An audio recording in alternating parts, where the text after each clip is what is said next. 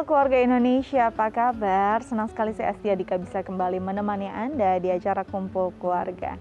Nah, keluarga Indonesia kita sering sekali ya pasti merasa kondisi perasaan tidak nyaman, bahkan bisa berujung sampai kemarahan. Ini adalah kondisi-kondisi perasaan yang sebenarnya perlu diekspresikan. Tapi bagi sebagian orang sulit sekali loh mengekspresikan apa yang dia rasakan, bahkan dalam kondisi marah pun dia sulit sekali untuk mengeluarkan perasaannya atau mengekspresikan emosinya. Apa sih efeknya saat kita memendam kemarahan? Nah, ini yang akan menjadi bahasan kita atau topik kita hari ini, dan kita akan bahasnya bersama psikolog kita ada Anti Jovita. Langsung kita sapa yuk. Halo Anti, apa kabar? Halo Dika, kabar baik. Dika gimana kabarnya? Aku baik Anti. Anti, hari ini kita bicara tentang perasaan sebenarnya. Perasaan yang mungkin untuk sebagian orang sulit sekali diungkapkan, apalagi sebenarnya ini adalah kemarahan. Nah, sebenarnya kemarahan sendiri itu bentuk perasaan seperti apa sih dalam diri seseorang?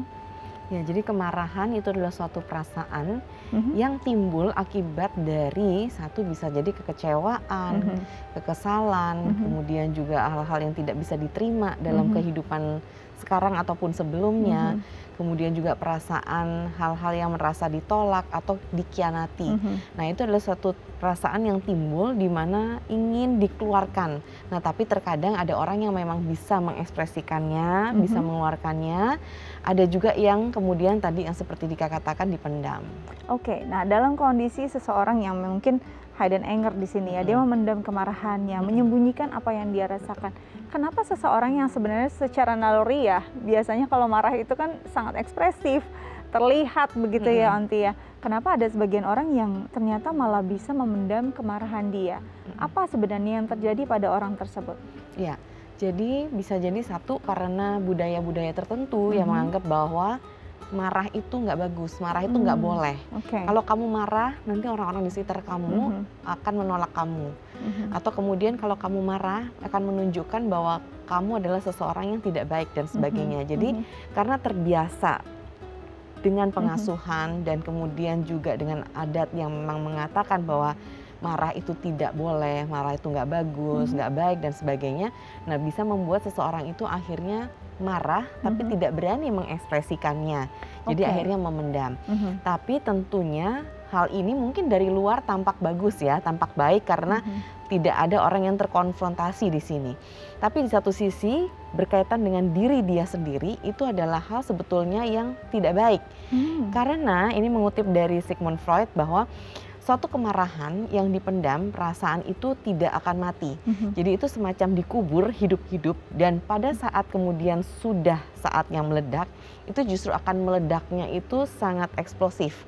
Nah, sehingga ini nggak akan hilang nih. Jadi tadi dikatakan hidden anger itu adalah suatu kemarahan yang berusaha ditekan, berusaha dilupakan, tanda kutip, jadi berusaha tapi ternyata nggak bisa lupa ya. Terus kemudian juga berusaha untuk tidak ditampilkan keluar. Nah, tapi ini semacam seperti bom waktu. Jadi sama kayak kita kemudian memupuk sesuatu, makin lama makin jadi, makin lama makin banyak dan akhirnya itu bisa keluar. Nah, keluarnya ini bisa dalam bentuk simptom fisik, misalnya contohnya sering mendapatkan sakit kepala atau keluhan-keluhan fisik lainnya, sakit perut, nggak bisa tidur atau insomnia misalnya, nggak nafsu makan. Jadi kenanya bisa ke fisik, ada juga yang kenanya bisa ke emosi. Nah, emosi ini contohnya dan tampil dalam bentuk perilaku. Misalnya ciri-cirinya orang yang suka sarkastik. Jadi kalau ngomong itu selalu sinis sama orang lain. Nah, itu sebenarnya dalam dirinya ada kemarahan, tapi dia nggak bisa ngeluarin kan. Nah, akhirnya keluar dalam bentuk kata-kata sarkastiknya. Kemudian bisa juga orang yang tidak bisa memegang komitmen secara ekstrim. Jadi sudah janji, selalu membatalkan, selalu nggak sesuai.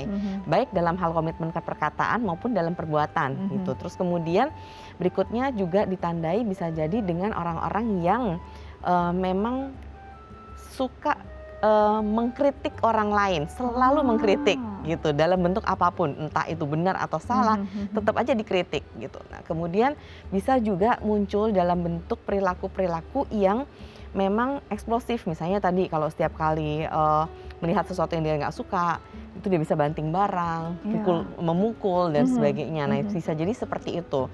Dan bisa juga tampak dalam bentuk yang berkaitan sama emosi, yaitu adalah perasaan-perasaan merasa yang tertekan, bahkan sampai depres.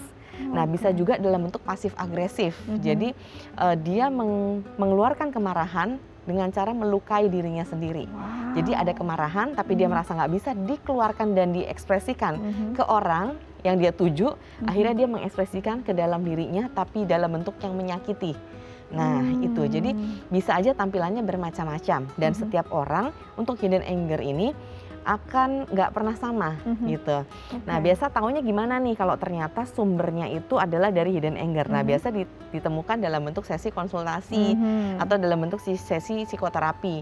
Nah, setelah digali-gali, oh ternyata akarnya itu ada hidden anger, kemarahan di masa lalu terhadap situasi atau orang-orang tertentu yang dia nggak nyaman tapi dipendam dan akhirnya meledak dan keluarnya dalam bentuk tadi, entah itu gejala-gejala fisik atau emosi atau perilaku. Oke, jadi memang ini adalah kondisi yang sebenarnya bisa berimpact gitu, berdampak jangka panjang. Betul gitu ya, efeknya luar biasa. Oke, nanti kita lanjut lagi ya nanti ya, tapi kita harus jeda dulu, jangan kemana-mana. Pemirsa tetap bersama kami di Kumpul Keluarga.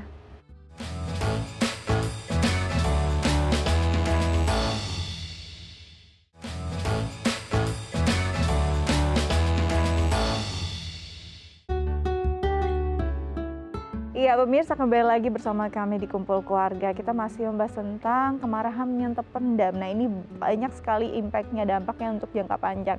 Kita akan ngobrol dengan salah satu narasumber kita yang mungkin bisa sharing pengalamannya terkait tema kita hari ini. Langsung kita sapa, ada Rin Putri. Halo, Rin Putri. Hai, Rin. Halo semuanya. Apa kabar? Syukur, alhamdulillah baik-baik. Baik, oke. Iya. Nah, aku panggilnya Rin aja ya. Oke, Rin, ini kita bicara hari ini kan tentang kemarahan yang terpendam. Kamu sendiri pernah nggak sih merasakan sesuatu hal atau kondisi-kondisi tertentu yang sebenarnya membuat kamu marah, tapi kamu sulit sekali mengekspresikannya, akhirnya terpaksa untuk memendam? Mungkin ini adalah efek dari aku masih kecil. Jadi dulu itu aku sering banget, maksudnya menjadi korban marahnya mama aku, marahnya papa aku kalau pas mereka lagi berantem. Akhirnya aku pada saat itu ingin marah, kayak kenapa sih harus aku yang menjadi pelampiasan seperti itu? Tapi aku nggak mungkin marah kepada orang tuaku. Akhirnya aku harus memendam itu. Dan pada akhirnya sampai sekarang aku lebih sering memendam kemarahan sih. Jadi aku kalau marah itu nggak bisa yang sampai harus marah-marah gitu. Akhirnya aku lebih ke nangis atau lebih ke mengurung, seperti itu sih. Oke, jadi sebenarnya ini adalah kondisi yang tercipta mungkin karena ada efeknya dari kondisi masa kecil yang memang ada kaitannya dengan orang tua. Kamu pernah nggak sih merasakan bahwa ini tuh sangat-sangat tidak nyaman untuk saya memendam kemarahan ini? Atau sebenarnya setelah meluapkannya dengan menangis, ini akan jauh lebih baik?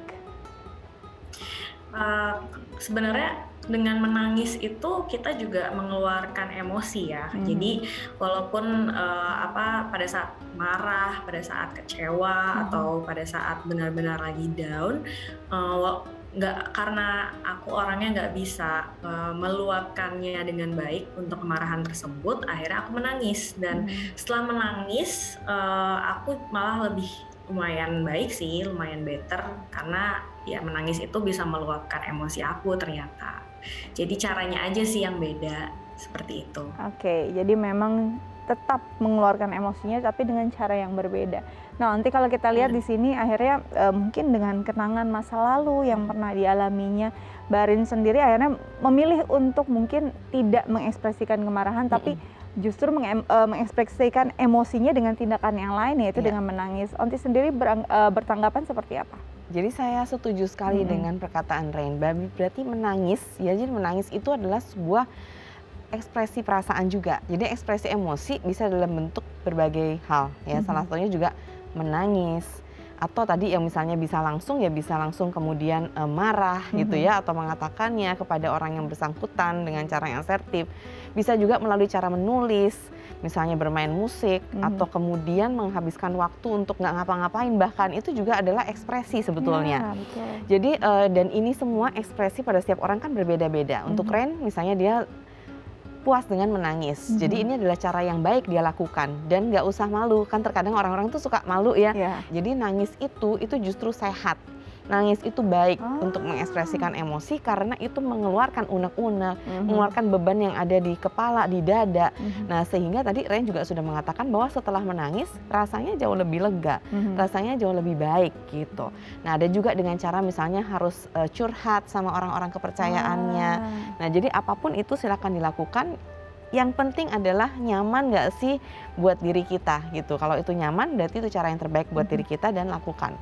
Nah tapi setelah itu kemudian tadi ya tentunya kalau memang ini sifatnya sudah, kalau Ren kan masih bisa mengatur ya, tapi ada juga orang-orang yang sifatnya kemudian karena terlarut dengan emosinya dan akhirnya menjadi tidak produktif. Nah ini yang akhirnya kemudian harus dicari suatu cara supaya dia bisa kembali ke produktivitas awalnya kembali dengan motor penggerak dalam dirinya.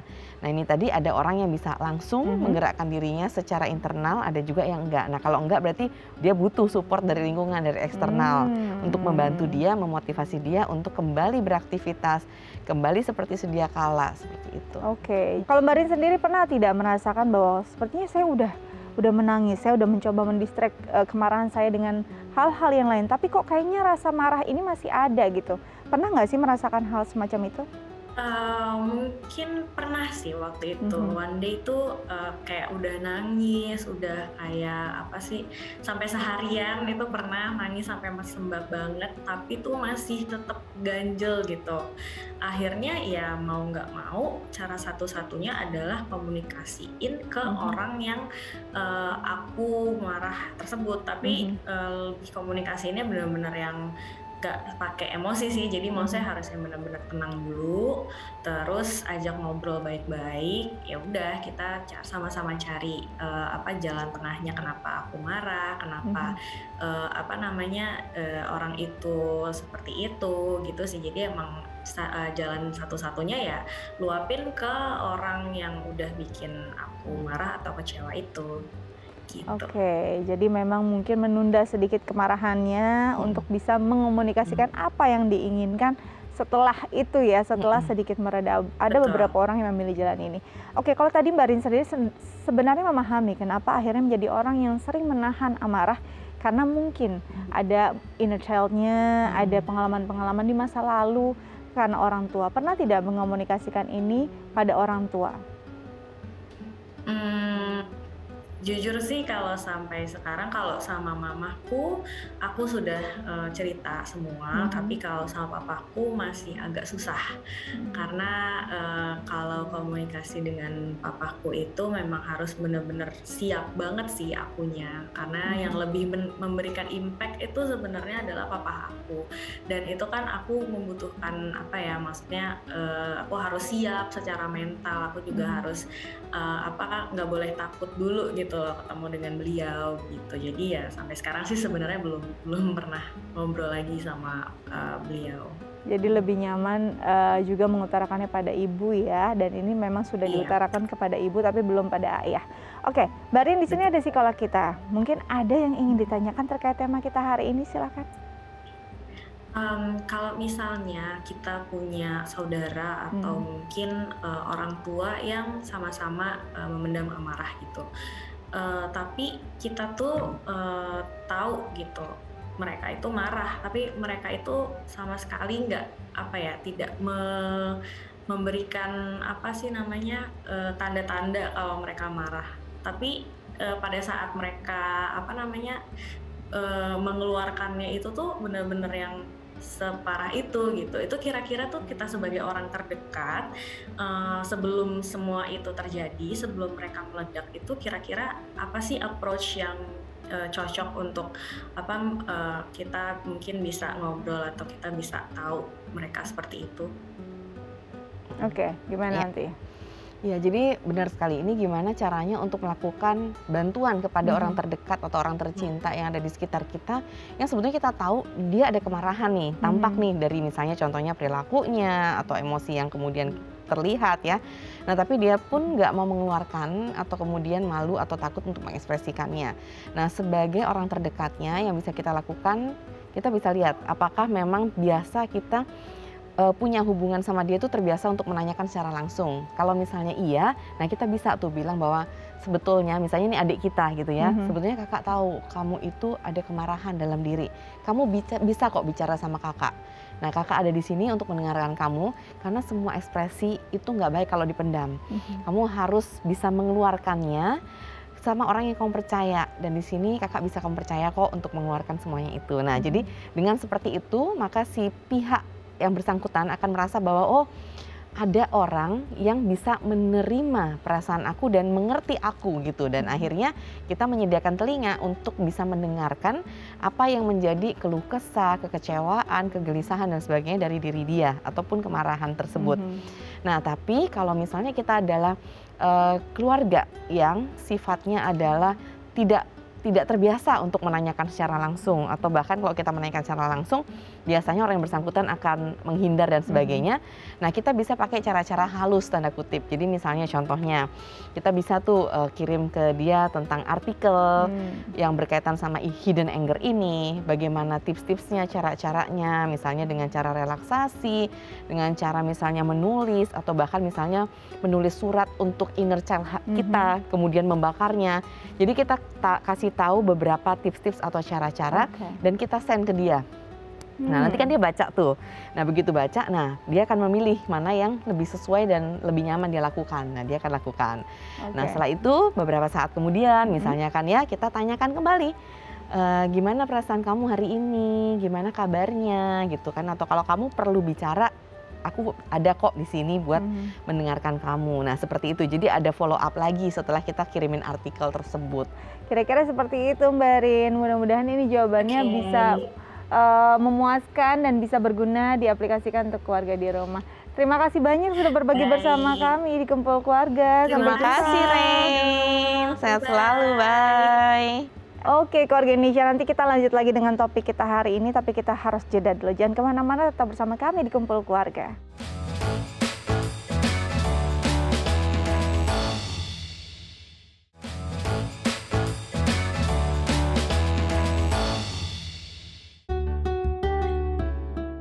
Ya, keluarga Indonesia kembali lagi bersama kami di Kumpul Keluarga. Nah, kita balik lagi nih sama Antijo.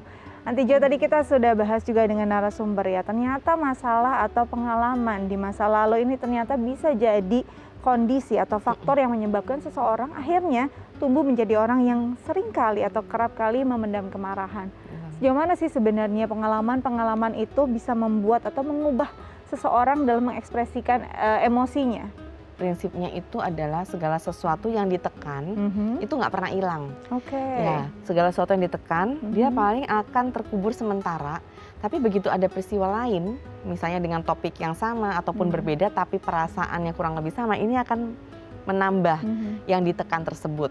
Nah, begitu ditambah setiap orang kan punya batasan atau punya plafon masing-masing. Nah, begitu itu sudah melebihi plafonnya atau batasannya, nah maka nanti akan keluar hal-hal yang tadi itu bisa menyebabkan merugikan diri sendiri atau bahkan merugikan orang lain. Oke, jadi sebenarnya apapun yang dipendam tuh nggak pernah selesai. Akhirnya sebenarnya orang tersebut hidup dengan kemarahan terus-menerus tanpa ia sadari. Beda nggak sih sama beberapa orang yang mungkin memilih diam saat dia marah? Apakah diam ini adalah ekspresi atau bentuk dari itu peredaman apa yang dia rasakan? Marah itu ada dua hal, bisa jadi emang diamnya dia ini karena sebetulnya dia marah tapi dia tidak bisa mengeluarkan, dan diamnya sendiri adalah ekspresi dari kemarahannya dia. Bisa gitu. Dua-duanya jadinya. Bisa jadi, misalnya contohnya tadi yang silent treatment, ya kan. Nah, ada kan pasangan yang kemudian berantem, terus kemudian pasangannya ini jadi diem, nggak mau ngomong sama sekali dalam bentuk silent treatment. Itu sebenarnya kemarahan. Jadi bukan artinya dia diem karena dia menerima, enggak. Bukan ya. Bukan. Tapi ada juga yang memang diam karena dia memang menyadari bahwa misalnya contohnya dia salah dan sebagainya.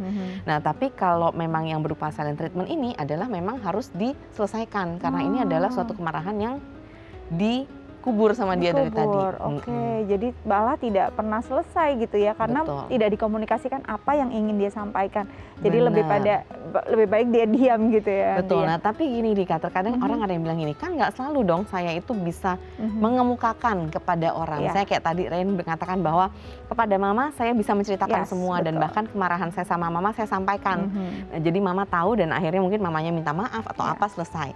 Tapi sama papa saya nggak bisa. Nah ini adalah hal yang menarik karena memang nggak harus kok kita confront ke orang yang bersangkutan. Karena ada beberapa alasan. Misalnya contohnya ya kan, ada yang bilang saya nggak mau bikin orang tua saya malah jadi sedih, jadi kepikiran. Atau bahkan sampai ada yang saya marah sama papa saya. Sampai sekarang saya nggak bisa memaafkan, tapi papa saya sudah meninggal. Tapi kemarahannya masih ada. Nah kan nggak mungkin tuh bisa disampaikan. Jadi ada beberapa faktor yang menyebabkan orang tuh emang nggak bisa menyampaikan secara langsung. Nah, emang nggak harus, tapi ini bisa dilakukan melalui ekspresi kebentuk sarana-sarana yang lain. Misalnya tadi menulis surat, kemarahan semua ditulis di situ. Kemudian kertasnya misalnya dibakar atau dirobek-robek atau kemudian dibejek-bejek gitu ya. Nah, bisa juga kemudian kalau ini berkaitan misalnya dengan orang tua ataupun orang yang sudah meninggal, terkadang mereka suka bakarnya di makamnya mereka dan sebagainya.